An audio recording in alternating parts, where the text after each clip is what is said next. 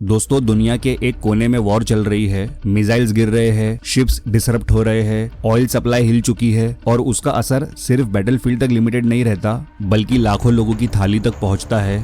आज का सच ये है कि मिडिल ईस्ट में चल रही टेंशन सिर्फ एक रीजनल कॉन्फ्लिक्ट नहीं है, ये ग्लोबल सप्लाई चेन को तोड़ रही है, एनर्जी मार्केट को डिस्टर्ब कर रही है और सबसे डेंजरस इंपैक्ट फूड सिक्योरिटी पर पड़ रहा है। और इसी केओस के बीच एक कंट्री क्विकली अपना गेम खेल रही है, चाइना। दुनिया का एक सिंपल रूल है, जहां एनर्जी डिसरप्ट होती है वहां सब कुछ चेन रिएक्शन में हिलता है। Middle East specially Gulf region दुनिया का एनर्जी हार्ट है, यहीं से ऑयल और नेचुरल गैस का मेजर हिस्सा आता है। और ये नेचुरल गैस सिर्फ फ्यूल के लिए नहीं होता, ये फर्टिलाइजर्स बनाने के लिए भी सबसे इंपॉर्टेंट रॉ मटेरियल है। नाइट्रोजन बेस्ड फर्टिलाइजर्स जो दुनिया की फार्मिंग का बैकबोन है, वो डायरेक्टली नेचुरल गैस पर डिपेंडेंट होते हैं। अब जब मिडिल ईस्ट में कॉन्फ्लिक्ट बढ़ता है, शिपिंग रूट्स अनसेफ हो जाते हैं, प्रोडक्शन डिस्टर्ब होती है, तो नेचुरल गैस की सप्लाई टाइट हो जाती है। और जैसे ही गैस महंगा होता है, फर्टिलाइजर प्रोडक्शन भी महंगा हो जाता है और कई जगह पर तो प्रोडक्शन भी बंद हो जाता है। रिजल्ट फर्टिलाइजर शॉर्टेज, और फर्टिलाइजर शॉर्टेज का मतलब कम अनाज का प्रोडक्शन, और कम अनाज का प्रोडक्शन का मतलब फूड क्राइसिस। अब यहाँ एंट्री होती है साउथ ईस्ट एशिया की। वियतनाम, इंडोनेशिया, फिलीपाइंस, थाईलैंड जैसी कंट्रीज, ये रीजन फार्मिंग पर हेविली डिपेंडेंट है। लेकिन यहाँ एक कैच है, ये कंट्रीज फर्टिलाइजर के लिए मोस्टली इंपोर्ट्स पर डिपेंड करती है, उनके पास इतना डोमेस्टिक प्रोडक्शन नहीं है। और जब ग्लोबल सप्लाई चेन डिस्टर्ब होती है तो सबसे पहले इन्हीं कंट्रीज पर इम्पैक्ट पड़ता है। एनर्जी प्राइसेस ऑलरेडी हाई हो चुके हैं, फ्यूल महंगा, ट्रांसपोर्ट महंगा और ऊपर से फर्टिलाइजर शॉर्टेज। फार्मर्स के लिए कॉस्ट डबल हो रही है लेकिन इनकम उतनी ही रह रही है। ऐसे सिचुएशन में गवर्नमेंट्स पर प्रेशर आता है, फूड प्राइसेस कंट्रोल करो, इन्फ्लेशन कंट्रोल करो, पब्लिक को स्टेबल रखो। लेकिन जब सप्लाई ही कम हो तो कंट्रोल करना मुश्किल हो जाता है। और इसी क्राइसिस के बीच चाइना एक नया रोल प्ले करना स्टार्ट करता है।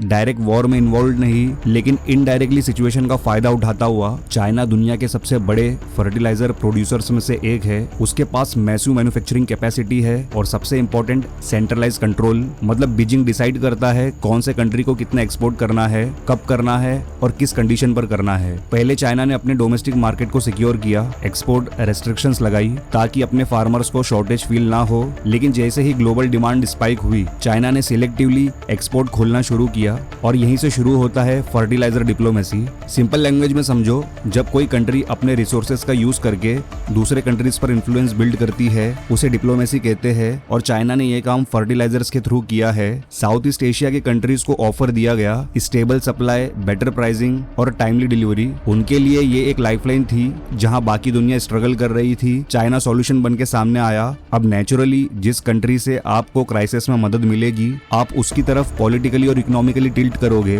और एग्जैक्टली यही बीजिंग चाहता है। इस पूरी स्टोरी का असली गेम यहाँ समझ आता है। चाइना सिर्फ फर्टिलाइजर नहीं बेच रहा, वो इन्फ्लुएंस खरीद रहा है। आज साउथ ईस्ट एशिया के कंट्रीज के लिए बिगेस्ट कंसर्न है स्टेबिलिटी। उन्हें कोई आइडियोलॉजी नहीं चाहिए, उन्हें सॉल्यूशन चाहिए और चाइना उन्हें वही दे रहा है। इसके साथ साथ चाइना अपनी इमेज भी बिल्ड कर रहा है। पिछले कुछ सालों में साउथ चाइना सी टेंशंस, बॉर्डर डिस्प्यूट्स और एग्रेसिव पॉलिसीज की वजह से चाइना की इमेज थोड़ी नेगेटिव हो गई थी। लेकिन अब वो अपने आप को एक स्टेबलाइजिंग पार्टनर के रूप में प्रेजेंट कर रहा है। मतलब जब दुनिया अनस्टेबल हो, चाइना रिलायबल है, ये नैरेटिव बहुत पावरफुल होता है जियोपॉलिटिक्स में। लेकिन स्टोरी यही खत्म नहीं होती, असली टेंशन ग्राउंड लेवल पर और भी ज्यादा डेंजरस है। साउथ ईस्ट एशिया के कई कंट्रीज में फार्मर्स ने फर्टिलाइजर यूज कम करना शुरू कर दिया है क्योंकि प्राइसेस उनके कंट्रोल के बाहर जा चुके हैं। जब फार्मर्स फर्टिलाइजर कम यूज करते हैं तो क्रॉप यील्ड सीधा गिर जाता है और जब यील्ड गिरता है तो मार्केट में सप्लाई कम हो जाती है।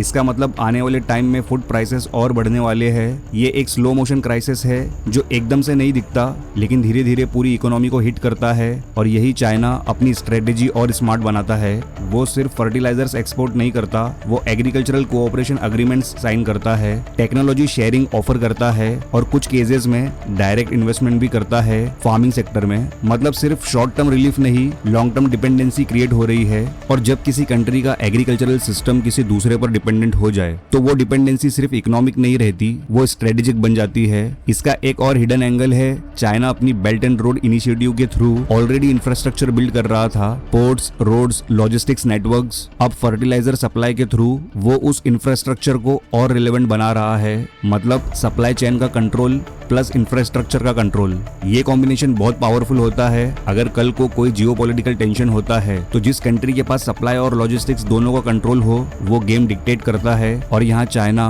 वही पोजीशन बिल्ड कर रहा है। और एक और चीज जो अक्सर लोग इग्नोर कर देते हैं वो है टाइमिंग। चाइना ने ये मूव तब किया जब दुनिया ऑलरेडी मल्टीपल क्राइसिस से गुजर रही है।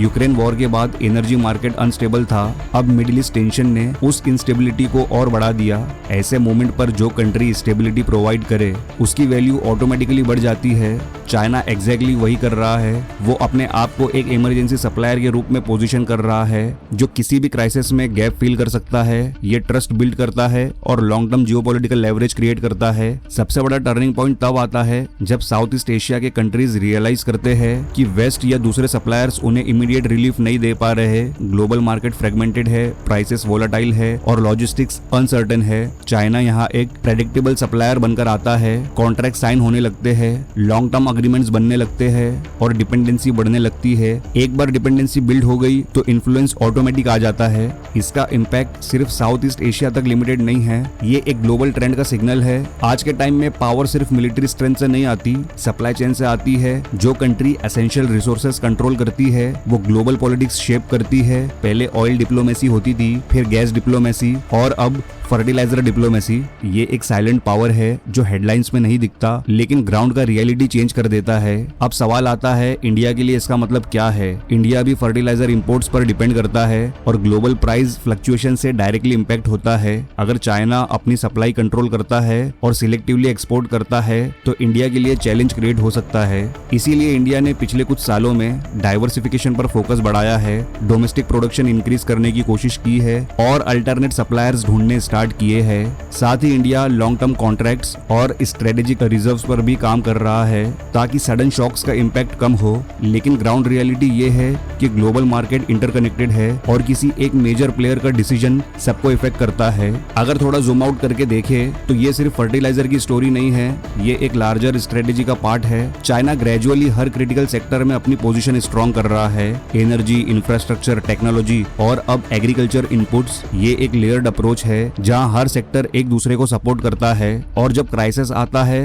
तब ये नेटवर्क काम आता है। इस पूरे सिनारियो में ईरान का रोल भी इम्पोर्टेंट है। मिडिल ईस्ट कॉन्फ्लिक्ट का सेंटर होने के बावजूद ईरान एक मेजर एनर्जी प्लेयर है और उसकी पोजीशन वीक नहीं हुई बल्कि कॉम्प्लेक्स हो गई है। सैंक्शंस के बावजूद ईरान अल्टरनेटिव नेटवर्क्स के थ्रू अपनी सप्लाई मेंटेन करता है और रीजनल डायनेमिक्स को इन्फ्लुएंस करता है। ये इंस्टेबिलिटी ही ग्लोबल मार्केट को शेक कर रही है और इनडायरेक्टली चाइना जैसे प्लेयर्स को अपॉर्चुनिटी दे रही है। हिस्ट्री हमें एक चीज सिखाती है, वॉर सिर्फ गन से नहीं जीती जाती, सप्लाई चेन से जीती जाती है। आज बैटलफील्ड मिडिल ईस्ट में है लेकिन पावर शिफ्ट क्विकली एशिया में हो रहा है। चाइना एक साइलेंट स्ट्रेटेजी के थ्रू अपना इन्फ्लुएंस एक्सपांड कर रहा है और दुनिया धीरे धीरे उसकी तरफ टिल्ट हो रही है। सवाल ये नहीं है कि चाइना क्या कर रहा है, सवाल ये है बाकी दुनिया उसका जवाब कैसे देगी और सबसे इम्पोर्टेंट इंडिया अपनी पोजीशन कैसे सिक्योर करेगा इस नए ग्लोबल गेम में। तो दोस्तों इस बारे में आपकी क्या राय है नीचे कमेंट सेक्शन में जरूर बताएं और ये वीडियो अच्छा लगा हो तो लाइक और शेयर जरूर करना और अगर इस चैनल पर पहली बार आए हो तो वर्ल्ड डायनेमिक्स को सब्सक्राइब जरूर करें ऐसे ही जियोपॉलिटिकल वीडियोस की नोटिफिकेशंस पहले पाने के लिए। तो मिलते हैं नेक्स्ट वीडियो में एक नए टॉपिक के साथ। Good bye.